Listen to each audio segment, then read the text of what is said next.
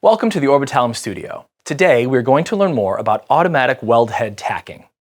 When activated, the operator can select from a minimum of 2 or a maximum of 8 tack points done in an opposing pattern around the weld joint to avoid misalignment of the tube and allowing for WPS compliance and easier in-weld head tacks, which can be reviewed prior to welding. Let's take a look at how to activate this on the power supply.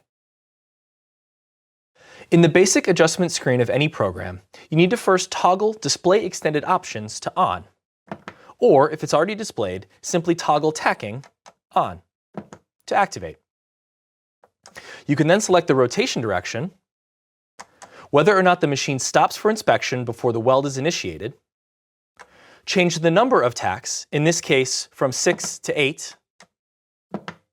Notice how the screen changes and the number and location of points do as well. Also modifiable is the current, the pilot or drag current, and the tack time. All of these can be changed based on the material type and type of tack desired by the operator. Once you're finished, press Quick Save and select Yes to save these values to the program. To learn more about this and our other features and products, please visit our website. Thanks for watching.